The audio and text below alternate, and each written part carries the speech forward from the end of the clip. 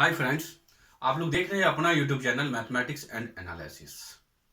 पिछले क्लासेस में हम लोगों ने बीएससी सेकेंड पार्ट का अच्छे से थ्योरम, टेलर्स थ्योरम के बारे में स्टडी किए थे। आज हम अपनी क्लास को आगे बढ़ाएंगे मैक्लॉरिन सीरीज से।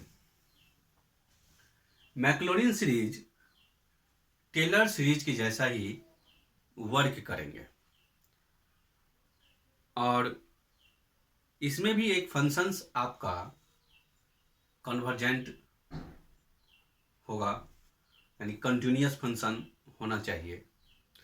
और किसी भी कंटिन्यूअस फंक्शंस के ऊपर हम मैक्लॉरिन सीरीज का यूज कर सकते हैं और देखते हैं ये मैक्लॉरिन सीरीज अपने स्टेटमेंट और थ्योरम को किस प्रकार से बनाते हैं। स्टेप बाय स्टेप और इजी तरीके से इसको हम समझेंगे। सबसे पहले इनका हम स्टेटमेंट देखते हैं। मैक्लॉरिन सीरीज का स्टेटमेंट क्या कहता है। मैक्लॉरिन सीरीज का जो स्टेटमेंट है वो कहता है if the functions FX the processes derivative of any order in एक इंटरवल भी ये दे करके रखे हुआ है, 0 और x के ऊपर वो डिपेंडेबल है, can be expanded in a convergent series of the positive integral power of x, then expansion is। और इस मैक्लॉरिन सीरीज का जो एक्सपेंशन जो हमको मिला हुआ है वो आपको fx is equal to f0 plus x1y factorial 1, फिर f का derivative first order plus x square y factorial 2, f derivative second order 0 plus dot dot. इसी प्रकार से ये सीरीज एक्सपेंशन इसका आगे बढ़ते हुए चले जाएगा। सेकेंड ऑर्डर तक यहाँ पे दिख रहा है, इसके बाद आगे हम थर्ड ऑर्डर भी रिप्रेजेंट कर सकते हैं।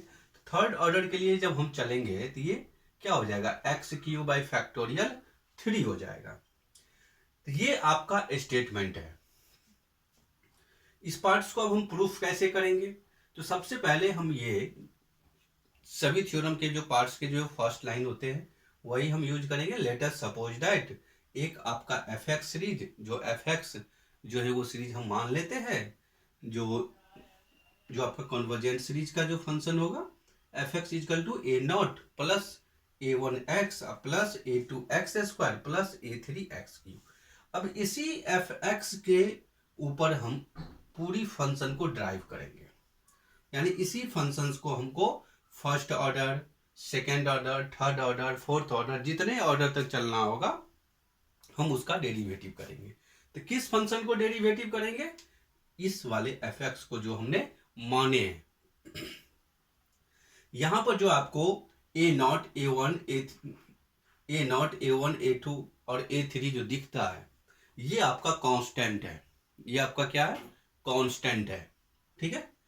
अब इसके बाद कहता है क्या, no the differentiating with respect to x, क्योंकि इसका डिपेंडेबल ये जो fx है ना, इसका डिपेंडेबल वेरिएबल क्या था, क्या है आपका x है। और टेलर्स में हम लोगों के लिए डिपेंडेबल वेरिएबल क्या मिला था, तो h मिला हुआ था। तो वहां पर h मिला था तो h की वैल्यू हमने 0 इंक्लूड किए हुए थे। यहाँ पर x है तो x का वैल्यू हम 0 इंक्लूड करेंगे। वो ऐसा क्यों करेंगे, क्योंकि यहाँ पर ही इन्होंने स्पष्ट कर दिया है क्या, 0 और x पे चल सकते हैं। तो चलिए, अगर हम fx का डेरिवेटिव करते हैं, f का डेरिवेटिव करेंगे फर्स्ट टाइम तो क्या हो जाएगा हमें, f dash x equal to, यहाँ पर देखो a0 के पास कोई भी आपका डिपेंडेबल वेरिएबल नहीं है, यानी ये a0 है ना, सिंगल कांस्टेंट है। किसी भी कांस्टेंट का हम डिफरेंशिएशन करते हैं तो हमें क्या मिलता है, 0 मिलता है। तो ये a0 आपका 0 हो गया। यहाँ पर क्या है आपका, यहाँ पर आपका a1x है, तो x का डिफरेंशिएशन 1 होता है, तो सिंगल हमें क्या मिलेगा, a1 इंटू 1 मिलेगा। तो 1 रिप्रेजेंट करना कोई नेसेसरी है नहीं, जिसके लिए हम यहाँ पर a1 लिखे हुए हैं।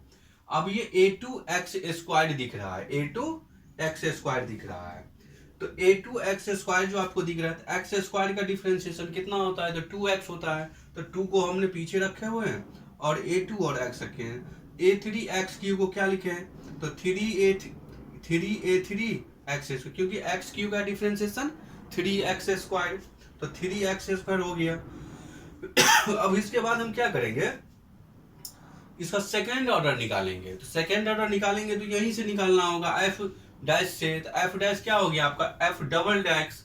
अब यहाँ पर A1 के पास भी क्या है, कोई डिपेंडेबल वेरिएबल नहीं है। तो जब इसके पास भी डिपेंडेबल वेरिएबल नहीं है, तो जब इसका डिफरेंशिएशन करेंगे तो हमको क्या मिलने वाला है, तो 0 मिलने वाला है।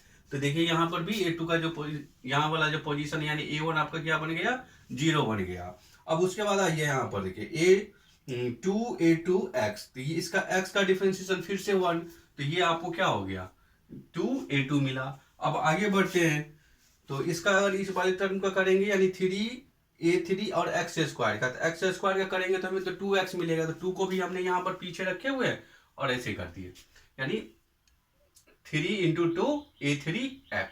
अब इसका हम थर्ड ऑर्डर डेरिवेटिव करेंगे। थर्ड ऑर्डर डेरिवेटिव मेरा कैसा हो जाएगा, सेकेंड ऑर्डर यहाँ पर रिप्रेजेंट कर रहा है, तो यहाँ पे थर्ड ऑर्डर के लिए तो ये टर्म भी आपका 0 हो जाएगा और यहाँ से x का 1 होगा, तो इसको हम ऐसे लिख लें। चलिए इसी प्रकार से ये सीरीज हम आगे बढ़ाएंगे, जिसके लिए हमने यहाँ पे डॉट डॉट लगा दिया। अब जो आगे है टेलर्स में, हम h को टेलर सीरीज में या टेलर्स में जो हम h की वैल्यू 0 पुट किए थे। अब यहाँ पर मेरा जो फंक्शन है वो x के फॉर्म में है, तो x का वैल्यू हम क्या रखेंगे, x का वैल्यू हम क्या रखने वाले हैं, तो x का वैल्यू हम 0 रखने वाले हैं। जितना भी आपका इक्वेशन है ना, यानी ये वाला इक्वेशन यहां से ले लीजिए, first equation, second equation, third equation, fourth equation, जितने भी आया है सब में के सब में x की जो वैल्यू, जितना जगह पे x आपको दिखता है सभी जगह पर क्या रखोगे, तो 0 रखेंगे। जब हम फर्स्ट वाले फंक्शन में यानी इस समीकरण में x का वैल्यू 0 लिए, तो यहां भी 0, इस टर्म में भी 0, इस टर्म में भी 0, इस टर्म में भी 0। तो किसी भी नंबर को 0 से हम मल्टीप्लाइड करेंगे तो हमको क्या मिलेगा, तो 0 मिलेगा। तो ये टर्म भी आपका 0 हो गया, ये टर्म भी 0 हो गया, ये टर्म भी 0 हो गया, यानी A0 + 0 + 0 + 0, तो टोटल कितना मिलने वाला है, तो सिंगल मिला हमको क्या, F0 = A0, F0 = A0 मिला। तो F0 A0 हमने यहाँ पर क्या किया, A0 = क्या इंप्लाइज करके क्या लिखे हैं, A0 = F0, क्योंकि हमने जो यहाँ पर एक फंक्शन जो माने हैं A0 की वैल्यू चाहिए, हमें A1 की वैल्यू चाहिए, A2 की वैल्यू चाहिए, A3 की वैल्यू चाहिए। तो इसीलिए x का वैल्यू हम 1 रख करके किसका वैल्यू फाइंड कर लिए, A0 का वैल्यू फाइंड किए, फिर A1 का वैल्यू, तो A1 का वैल्यू हमको कहाँ से मिलेगा, ये जो हम डेरिवेटिव जो किए हैं फर्स्ट ऑर्डर, यानी इसमें भी रख दिए x का वैल्यू 0, तो ये टर्म भी आपका 0, ये टर्म भी आपका 0 हो गया, ये भी वाला टर्म भी आपका 0 हो गया। तो मिला क्या हमको, F' 0 = A1, F' 0 = A1, तो A1 का वैल्यू इतना मिल गया। डबल डैश में आइए, यानी इस वाले टर्म में जब x का वैल्यू आप 0 रखिएगा तो ये टर्म भी 0, यहाँ पर 0 इंक्लूड करने के बाद हमको ये टर्म आपको 0 दिखेगा। तो फाइनली हमको क्या मिला, तो 2A2 मिला। तो A2 की वैल्यू हमको क्या हो गया, 1/2 × F' 0 मिल गया। और A3 में चलिए, A3 में हमको क्या मिलने वाला है, सॉरी A3, हाँ A3 में, यानी A3 की वैल्यू इंक्लूड करना है। तो थर्ड ऑर्डर में जब हम x का वैल्यू 0 इंक्लूड करेंगे ना, तो यहाँ पर भी आप 0 रख दीजिए, यहाँ पर भी 0 रखिएगा। इसमें तो इसके आगे, इसके अगला वाले टर्म में आपको दिखेगा x, इसका जो नेक्स्ट टर्म होगा उसमें आपको दिखेगा x दिखेगा। यहाँ पे तो हमको x ऐसा कोई दिखता नहीं है, तो क्या है यहाँ पर थर्ड, यानी F3' यानी थर्ड ऑर्डर ऑफ डेरिवेटिव 0, तो 3 × 2 × A3, तो A3 का वैल्यू 1/3 × 2, इसको आप 6 भी लिख सकते हैं, ऐसा नहीं है जो हम ऐसा ही छोड़ दे, 6 भी लिख सकते हैं, ठीक है। और यहाँ पर ऐसी फिर इसके बाद जितना वैल्यू आया है सभी के सभी, यानी क्या, putting these value of A0, A1, A2, A3, अब अगर A4 निकाले हैं तो A4, इस सभी इक्वेशन को कहाँ पे रखना है, इक्वेशन फर्स्ट। तो इक्वेशन तो हमने कहीं नहीं दिखाया, तो इसको हम मान लेते हैं क्या, इक्वेशन फर्स्ट, ठीक है। इसमें ला करके हम सभी का वैल्यू इंक्लूड कर देंगे। तो हम जो जैसे ही इसमें करेंगे, A0 का वैल्यू, A1 का वैल्यू, A2 का वैल्यू, A3 का वैल्यू यहाँ पर ला करके सब्स्टिट्यूट करेंगे, तो हमें A0 के जगह पर क्या दिखने के लिए मिल जाएगा, F' मिल जाएगा, क्योंकि इसका वैल्यू ये मिला है। अब उसके बाद A1 का वैल्यू हमको क्या मिला है, तो A1 का वैल्यू मिला f-0। तो देखिए f-0 इसके पीछे आपका x है, तो x भी लिखे यहाँ पर। ये हम फैक्टोरियल 1 का वैल्यू भी 1 ही होता है, फैक्टोरियल 1 का वैल्यू 1 होता है। अब उसके बाद हम A2 का वैल्यू इंक्लूड करेंगे, तो A2 का वैल्यू हमको क्या मिला 1/2 इंटू f-0। देखिए A2 में ये x² लिखा हुआ है फैक्टोरियल 2, तो इस 2 को हम फैक्टोरियल 2 का भी वैल्यू 2 होता है, यानी हम 2 को फैक्टोरियल में रिप्रेजेंट कर सकते हैं। ठीक है, फिर उसके बाद अगला वाला टर्म लिखने की इच्छा है तो वो भी लिख सकते हैं। इसके लिए आप क्या करिएगा, तो x³ बाय फैक्टोरियल 3 और f(x0) लिखिए आप प्लस डॉट डॉट। उसके आगे लिखना है तो x के पावर 4 नीचे में क्या हो जाएगा फैक्टोरियल 4 हो जाएगा, फैक्टोरियल 4 हो जाएगा। और f डाइस, यानी यहाँ पे 4 लगाना होगा, 4 को डैश देना होगा, फिर आप यहाँ पर 0 दिखा सकते हैं। चलिए, उम्मीद करते हैं जो आप लोगों को मतलब मैक्लोरिन सीरीज को अच्छे से समझ पाए होइएगा। और अगर अच्छे तरीके से समझने में अगर कोई भी परेशानी है तो आप हमें कमेंट करके बता सकते हैं, या तो फिर आप हमें इंस्टाग्राम या ट्विटर पर भी फॉलो करके आप हमें बता सकते हैं। तो उम्मीद करते हैं जो आप लोगों को वीडियो अच्छे तरीके से समझ में आया होगा, और समझ में आया है तो हमारे चैनल को लाइक कीजिए, सब्सक्राइब कीजिए, शेयर कीजिए दोस्तों के साथ। इससे हम लोगों का मोटिवेशनल बढ़ता है, जिससे और भी अच्छे अच्छे तरीके के वीडियो आप लोगों के उपयोग लायक हम लेकर के आए। ठीक है, यहाँ तक वॉच करने के लिए धन्यवाद। अब हम विदा चाहते हैं।